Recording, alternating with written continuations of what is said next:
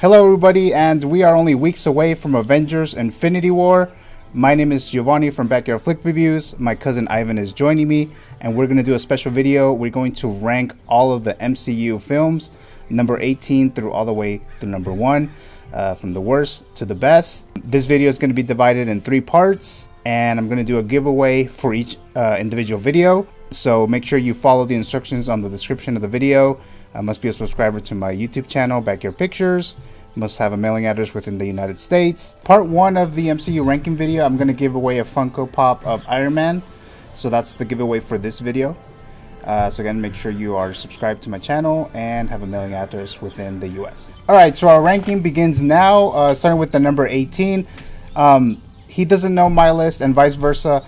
So it's going to be kind of a surprise within each other and stuff. But again, this is a ranking of all the MCU films. We're assuming that you've seen all of them, including Black Panther. But so we're going to start with the list. So the number 18 list, or the number 18 film of MCU films for me is going to be Iron Man 3.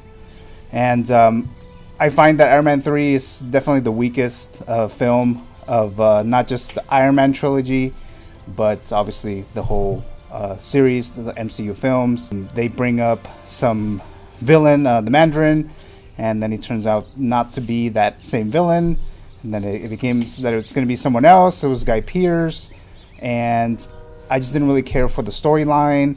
You see Tony Stark struggling throughout the whole movie in Tennessee, and that whole second act was just weak, and I had no interest in it, and it was just kind of boring. Even the third act with Pepper Potts and the villain, I just kind of was done with it by the end of the film. So that's why I think it's the weakest MCU film. That's Iron Man 3. So for you, Ivan, what is your number 18? Number 18 is also Iron Man 3. Oh, okay. Yeah, I agree with you and everything you said, but the biggest thing I hated about Iron Man 3 was the plot holes. Most movies have plot holes, but for comic book movies they're a little bit more forgivable. But this one had one that I as soon as I realized it, I felt like walking out of the movie theater. When his mansion gets attacked by those helicopters, and he's so helpless, he can't do anything. And then later, at the end of the movie, he calls for the house party protocol, and all those Iron Man like robots come flying out. I don't understand why he couldn't do that when he was getting attacked, and he was so worried about Pepper, his girlfriend. And he should have just done that at that point, and to me it just made no sense. So I hated that movie. So they just needed some kind of a plot or some subplot or something to get him where he ends up being on the second act, like in Tennessee or something. They just needed some kind of a tool to get him there. I saw it that one time in theaters, and I've never seen it since. All right, so that's our number 18. So we have the same one. So let's move on to the next one. So my number 17 MCU film is another Iron Man movie, the second one. That just shows how weak those Iron Man films are, and he's like the main character, the main guy in the MCU. But Iron Man 2 was very disappointing. I enjoyed the first one. Is the one that kicked everything off. It was done very well. The storytelling was good in that one. So I had high expectations for Iron Man 2. I like Mickey Rourke as an actor, so I was excited to see him in this movie in the MCU. But again, the storyline was pretty weak. It was kind of boring. The villain, I don't even remember the guy's name, the character name. Whiplash? But the Whiplash. Okay, Yeah. Whiplash. I thought it was going to be a cooler villain, like I said, based on the casting. Like, that maybe they're going to actually use something with this actor. But again, it was kind of weak. The whole subplot with Tony Stark, that he was getting infected, or he had some kind of like he was possibly like dying or something because of the, what do you call the thing that he has, like his heart, pretty much, that he took out later on in Iron Man 3. I guess that was kind of like killing him or something. And then he was like a drunk and doing all this stuff, and it was just weak, and not as bad as Iron Man 3, but it was just a bad film. What's your number 17, man? My number 17 is Thor: The Dark World. It was okay. There wasn't that many things there wasn't anything really that I didn't like about it. It was just very meh. Nothing really like to stand out. Even Loki. I thought it was gonna be very interesting to see what happened like right after the Avengers. Yeah. But it's not a memorable movie, so that's why it's number 17. Okay. All right. Well, I mean, I didn't feel it was that bad, at least for me. But so my number 16 is Thor. That's gonna be the first one. The first one, I mean, they introduced Thor, and he was interesting and all that stuff. There was a lot of like funny moments, especially with his whole fish out of water situation with Thor. I thought because Thor is like, I feel like it would be more of like an epicness to it, but it kind of really wasn't. I think they ended up in like, what was it, like New Mexico or something, and like the main villain or the third act used like this robot or whatever it's called. I know Loki's the main villain. He's like the only good thing, I think, from that film, because they introduced Loki, and he was obviously the best part there. He was interesting and all that stuff. But again, the storyline for this one wasn't as interesting.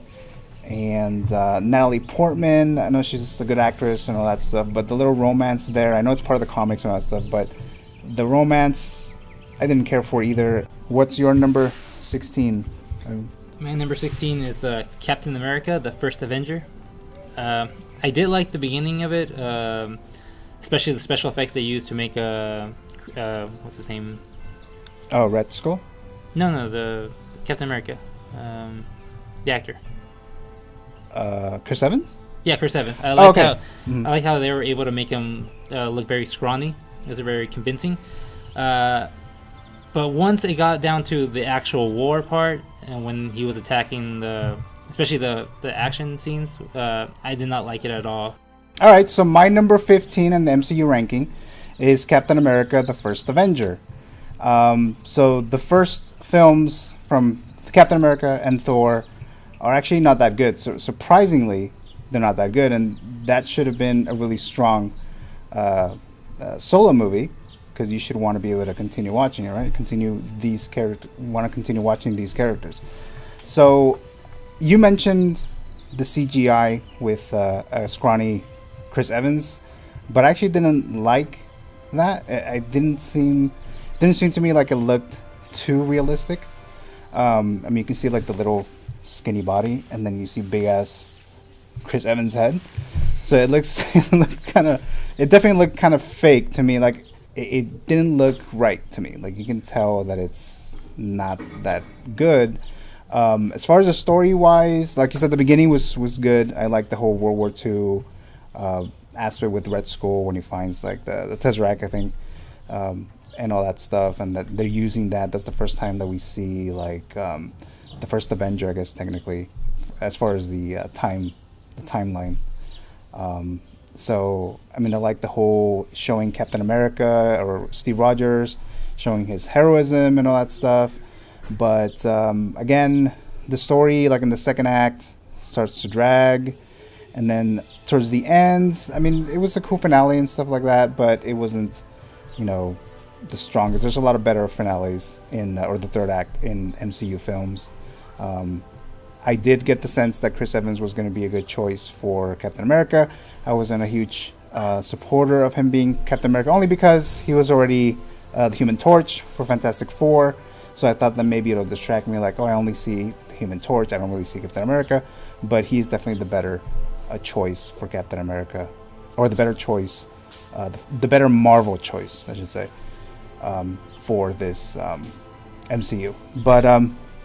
But ultimately, it's not all that amazing. It's not bad, it's not horrible or anything like that. It's just not in the top tier of those MCU films, and hence this list. So what's your number 15, Ivan? Number 15 is The Incredible Hulk. Had a lot of action. I did like Bruce Banner's character better in The Incredible Hulk more than in The Avengers. Besides that, the story was pretty bland. The villain was also really weak. But I was I was satisfied enough with it. I did think that they were going to keep going with what's that actor's name? What, which you talking about, the villain or No. The Edward Norton. Edward Norton. I did think they were going to keep going with him, and I was disappointed when they went with a different actor. Oh, with Mark Ruffalo. Yeah, but Okay. I liked it. So would you say that you like Edward Norton best of the three Hulks that we've seen in the last 15 years or so? I think I liked them best, but Mark Ruffalo, with the direction they went with for the rest of the movies, I think he was a good choice. But I would have preferred Edward Norton. Yeah, I mean, Mark Ruffalo kind of grew on me. I wasn't a big too. fan of them changing it. Like I knew that they had to change Bruce Banner or whatever, and I wasn't on board with Mark Ruffalo. But he definitely grew on me, and now Yeah, me too. I like him now. So all right, so my number 14 spot is Avengers: Age of Ultron. I really liked the first one. That was part of the reason why I was kind of disappointed with this one.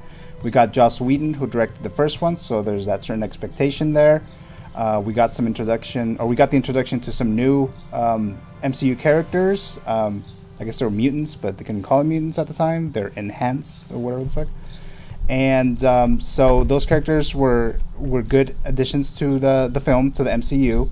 I mean, they killed one of them off, Quicksilver, but I did like the actress, one of the Olsen sisters. She's a good actress, and I liked her in the MCU. So that's a good thing as far as why this movie was a little better than it should have been. But overall, I mean, the film, the story was okay. They go to Europe or some fictional town in Europe, and the third act was just not good. I don't like when they start using a bunch of like little like minions, and you're like fighting them off, and you're just taking forever to fighting off the little minions. I don't mean like actual minions, like Despicable Me minions. I mean like, Ultron's minions. And I mean, there's some cool stuff in it, so it's not completely horrible or anything like that. But I did like the Ultron character as far as the actor, the voice. So James Spader voiced Ultron, so that was a good choice there. The villain ultimately was kind of forgettable. But I think that's it for me there. But what's your number 14, Adam? My number 14 is Iron Man 2. My biggest problem with the first Iron Man was there wasn't that much action in it. So when Iron Man 2 was released, I was just happy that there was a lot of action. To me, it felt like Iron Man 1 and 2 together was a perfect start for Iron Man. So that's why. But the story wasn't that great, and the villains were okay. Whiplash was kind of cool, but they had Sam Rockwell in it. Remember? Sam Rockwell, yeah, but to me it was kind of weird. Like he didn't really feel like a villain. Like in the end, he's right next to Pepper. So he was okay. He was whatever. Yeah, the first time I've seen him in a while though, too. Mm-hmm. Like he has little like moments, like he'll be in movies and then he's gone for a while and then he comes back. And, yeah, pretty strong. Yeah, and now he's an Oscar winner and all that stuff. But yeah, so I disliked it a lot more than you did, obviously. But yeah. But that's good that you found some better elements in there for that one. So my number 13 MCU film is going to be Doctor Strange. And Doctor Strange, I wasn't too familiar with this character, to be honest with you. Like I knew it was a Marvel character, obviously a comic book and all that stuff, but he just wasn't really that interesting to me, even though he can do a lot of cool stuff. But when I saw the movie, it was better than I thought it was going to be. But there are just moments that I just wasn't that really interested in it. I did like the casting. I think it was supposed to be Joaquin Phoenix that was supposed to be Doctor Strange, but he didn't want to commit to a franchise, so they got Cumberbatch, and he's a good actor. He's done some good stuff, and I like him. It fits him perfectly. I don't like too much the whole time travel stuff, like you erase everything, like stuff happens, like in this film, stuff happens and then he just goes back and fixes it, and then goes back and fixes it until it actually gets the results that he wants. I hope they don't do that with Avengers Infinity War, but that's the only thing I didn't really like too much about the film. But I did like it was like its own standalone, like its own character away from all the other bigger titans like Iron Man and Captain America and stuff. Like he was able to hold his own in his own film and whatnot. Yeah, so that's my number 13. So what's yours? Number 13 is Avengers: Age of Ultron. My favorite thing about that movie was James Spader as Ultron. I did like Ultron as a villain. I did not like that he felt he needed what's that? Elizabeth Olsen's character. Scarlet Witch. Scarlet Witch or Quicksilver. Quicksilver. I didn't think like that. To me, was kind of weird that he felt he needed them. Right. But besides that, I did like his motives. I also like the way he's defeated. The introduction of Vision, that was pretty cool. Oh yeah, that's right. I didn't mention that. That's right. And yeah, I understand like the problems with like the negative aspects of it, but besides that, it was good. It just really didn't live up to the Avengers, the first one. Right. Yeah, and I forgot that Ultron was like his whole motivation was to basically kill all mankind. Like they should all be machines, pretty much. Mm-hmm. So that was like his motivation there. But so moving on to the number 12. So the MCU film here is for me is Guardians of the Galaxy Volume 2. I did like the first one. This one was okay. I like the addition of why can't I think of these actors' names today? Like I know them all the time. Kurt Russell. Ego, I think is his name. Like I like him in the film. I didn't like that they focused too much on was it Peter Star-Lord. Star-Lord. I know that there was gonna, talk about his past, his dad, and all that stuff. But I think they focus on him way too much in a Guardians of the Galaxy movie. It's the whole gang, the whole group. Special effects were really good. I don't like the little gold people or whatever. I didn't really care for that. The Sylvester Stallone cameo seemed forced to me. Hopefully he'll do better, or they'll use him in a better way later on. I did like Yondu more, obviously. He was great in this film, more likable. You feel for his death towards the end. The humor, I think they were overdoing the humor too in this movie. I know it's supposed to be like more comical like the first one was, but I think they overdid it a little too much in this movie, so that's why it's not higher on my list. But overall it was a good solid film. It was an MCU film. What's your number 12, Ivan? My number 12 is Ant-Man. I did like Paul Rudd. The humor was pretty good in it. It just felt more like a comedy than an action movie. It felt like a really rushed movie. The villain was really weak. His motivations were really bad. Like it's a Yellow Jacket. Yeah. He was trying to, copy Ant-Man, the technology. Yeah. And he was struggling to try to recreate it, which I thought was really dumb because the weapon he had to he zaps that guy, turns him into like some mucusy thing, and just wipes him away. Mm. Like I feel like that alone already was a good enough weapon to sell to governments, like in the black market. It just felt like it wasn't really well thought out. Yeah, it was just okay for you. It was okay.